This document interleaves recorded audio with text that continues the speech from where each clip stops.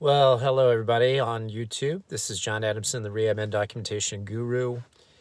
I'm redoing a video that got taken down yesterday by the oligarchs at said platform, YouTube. And the reason they said for taking down my video was that I provided information that was false or misleading, that went against the World Health Organization, apparently.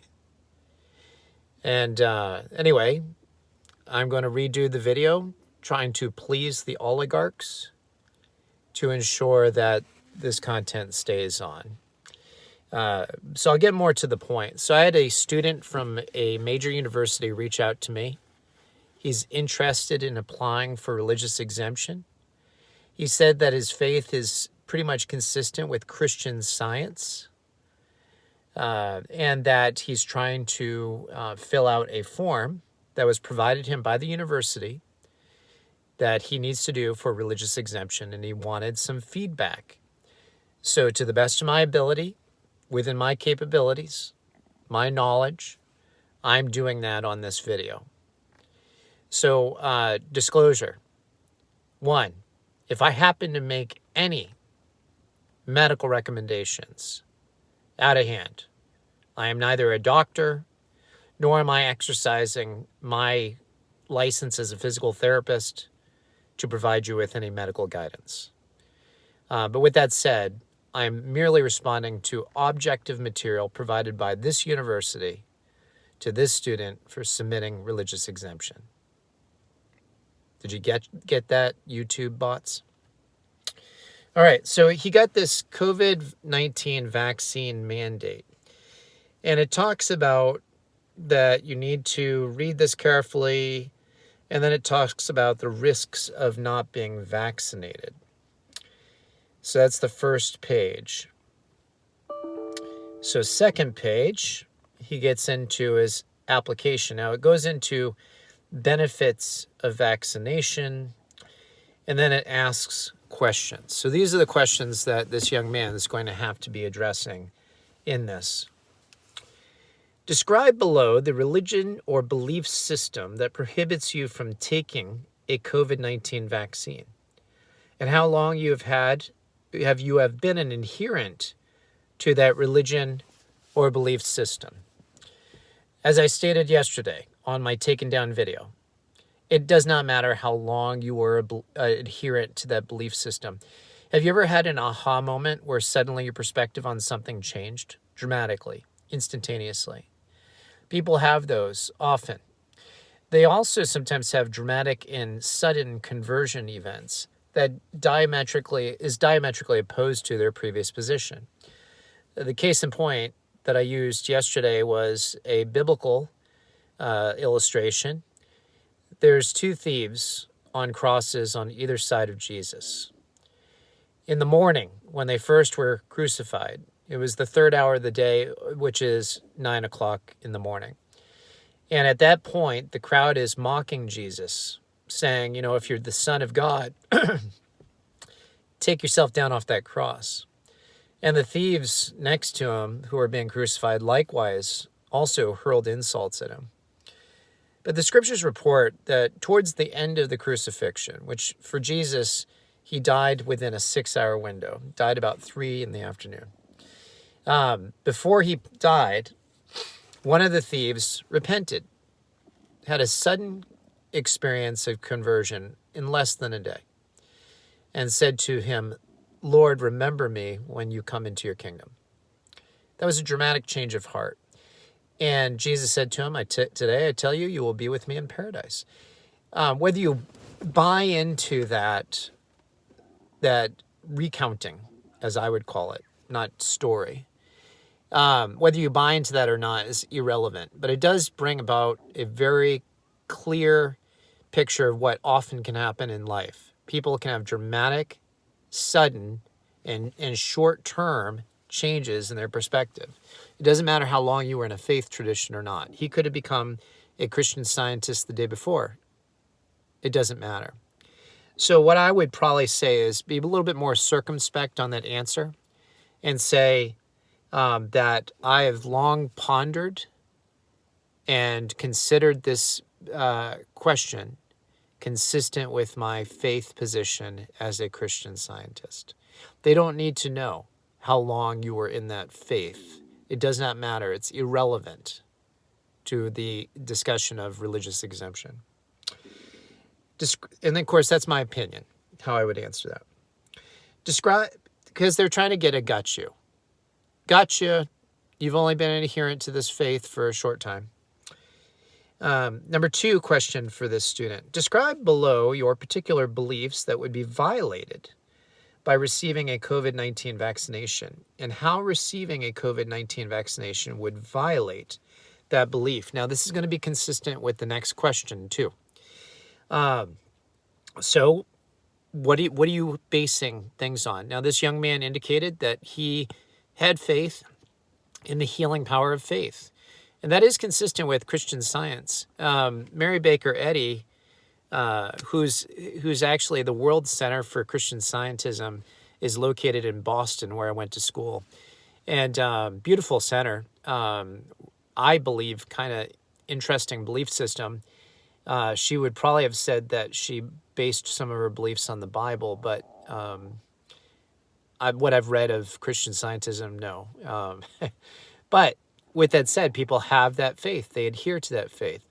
And so one of the things I would focus on is that particular belief, consistent with Christian Scientism, that, the vaccines to you, okay, YouTube, are you listening?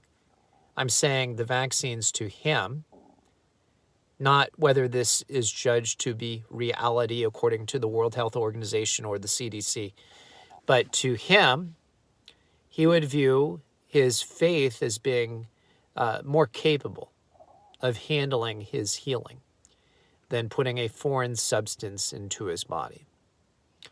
So I would focus mainly on any teachings. I would do, fortunately, Mary Baker Eddy's writings are probably largely found in PDF format on Google. And you could do a Control F search and find very specific passages of her writings related to self-healing capabilities of the body. And I would highlight those and focus on that particularly because the next question is going to be related to that. So let's go on to, got to get to the right document here. Question number 3.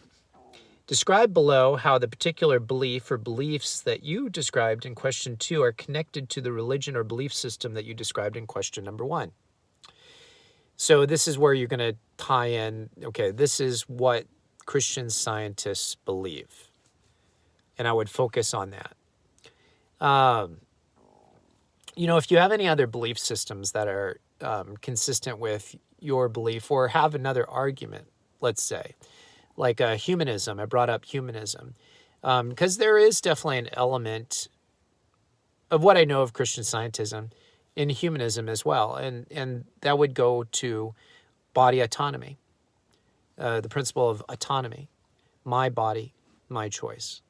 And I would encourage you to look up the 10 commitments of humanism. It's readily found on Google. And it talks about autonomy and the reason for autonomy. And so you might even throw that in as an argument too, because you don't have to go to a church, which is going to become relevant in this young man's thing he's got to submit. You don't have to go to a church to be a humanist. But having some supportive documentation would be helpful. All right. Optional question. Have you taken other vaccines in the past? So this is optional. So you can decide whether you want to answer this or not. But this is how I would approach this. Have you taken other vaccines in the past? Yes or no? How long ago? Again, irrelevant. It could have been yesterday. You took another vaccine and then today you found out, oh, that vaccine also used products I don't want to put in my body for whatever reason, whether it's the abortion issue or it's just the technology. It doesn't matter. Or it should not matter, the time frame. So maybe you took other vaccines in the past. But let's say you're a young child and you took vaccines your parents administered, and that was under their guidance, under their leadership, because frankly, you didn't have your own legal rights at that point. They had the right to mandate that health care in your life, and that's okay. But now you're an adult, and you mandate what gets put into your body. So I would focus on that. If you did take any vaccines since becoming an adult, then you might want to explain that. But again, this is an optional question for this young man's school. So you can decide whether you want to answer it, but I would probably be straightforward. If you believe what you believe, there should be no reason for you to hold it back. I believe that Jesus Christ died and rose again for sinners. That sounds like off the wall. That's crazy talk. That's like preacher on the street speak. And yet, if I really believe it, shouldn't I just be straightforward and say it? So with that said, if you believe this stuff and question 4 comes up as optional, I would be tempted to answer it just honestly and say, I've got nothing to hide. Here's what I believe. Nothing wrong with that. Okay, what else is this young man being asked to provide? Documentation in support of your answers to questions 1 through 3. Please provide us. The documentation may include, but is not limited to: A, declaration from your religious institution, community leader, priest, pastor, or other faith leader. So declaration, meaning that your pastor or spiritual leader will say, this is what our faith believes. I argued recently on my religious exemption that as a Protestant, I need no such leader. You may want that leader. I don't know what Mary Baker Eddy would say in terms of somebody being an advocate between you and God.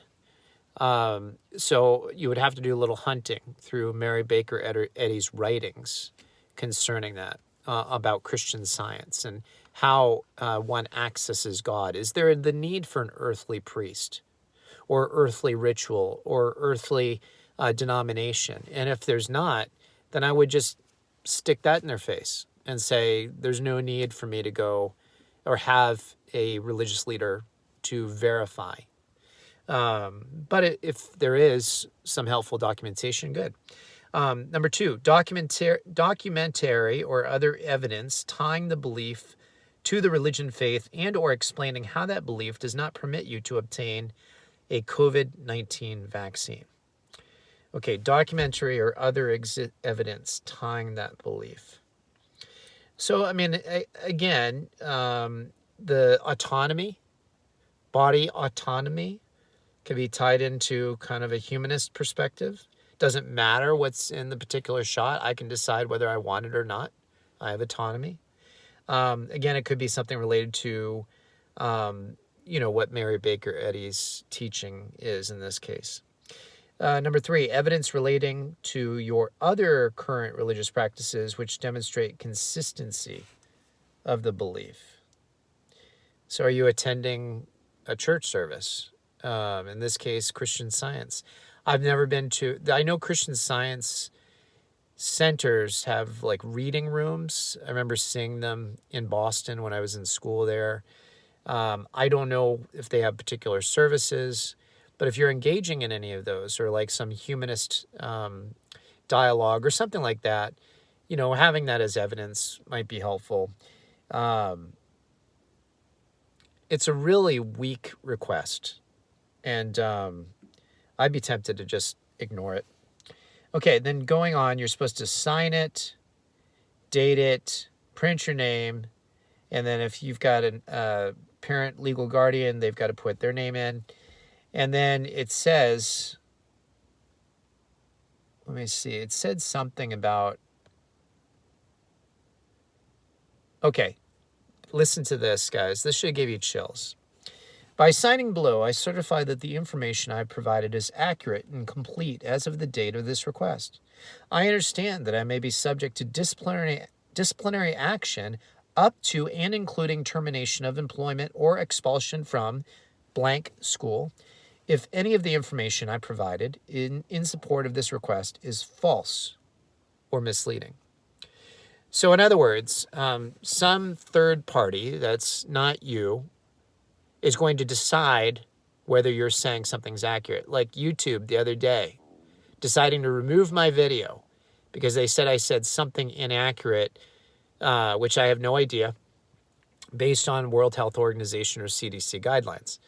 I can tell you honestly, everything I said yesterday is entirely accurate, entirely verifiable. This young man may go to his school and say everything entirely accurate and verifiable. And then some arbitrary person without due diligence could end up saying, well, this is not verifiable and this is not proven based on yada, yada, yada. Therefore, you are disciplined. We are taking disciplinary action against you, and which might lead to his expulsion from the program. What a burden to put on one of your students. How to make them feel welcomed. Okay, now let's talk about what else needs to be applied. Appendix A, Declaration of Religious Leader. I, blank religious leader, certify that due to a religious belief and or creed as described further below, the applicant requires an accommodation related to the blank school COVID-19 vaccine mandate. And then the religious leader gets asked the same set of questions, basically, including how long have you known this person? What evidence do you have of the religious conviction? You know, have you ever been in a mega church? I've been to a mega church where, you know, there's a pastor up on the stage and there's like hundreds of people in the church. I don't particularly like those kind of churches. One, I tend to find them inch deep and a mile wide, doctrinally. But the other problem is there's hardly any chance you're going to get to know the pastor. I mean, maybe if you get into leadership, if you teach Sunday school, but frankly, the religious leader in that case is probably not going to know you well. They may have greeted you after service, maybe talked to you briefly at some ceremony, visited a dying loved one in the hospital, but they might not see you actually living out the fruit of the doctrine of that church. And so this is really an unfair practice. And it goes back to what I was saying the other day, which got deleted, thanks YouTube, which is this. When we have a patient that comes in, let's say with a bleeding disorder, and they've got low hematocrit, they're anemic, and we go to give them blood, and they say, oh, you can't do that, I'm a Jehovah's Witness. We don't say to them, okay, I'm going to need your Jehovah's Witness card. I need to see a letter from your pastor. What specific Bible passage would you utilize to not take blood products? By the way, a JW would probably know that off the top of their head. And so, you know, there's no litmus test. The Jehovah's Witness in that case would just say, this is my belief. I don't take blood. And we, as healthcare practitioners, would have to say, okay. End of discussion. And that's how it should be for these religious exemptions, for these students like this young man to just say, this is my conviction. I'm not taking it. End of discussion. So they're making us jump through hoops. And this young man is going to have to fill out this form. Otherwise, they're not going to let him back on campus, which is a travesty of justice. And all I can say is I wish him the best, because that's a difficult situation. And I hope to this young man, who I'm not going to say his name, that this was somewhat helpful. It might be helpful to others. And YouTube, I didn't say one false thing today that goes against World Health Organization or the CDC. So if you remove this video, I'm going to be really pissed. But that's going to do nothing because you've got all the power. Anyway, John Adamson, the Rehab and Documentation Guru. Take care. God bless.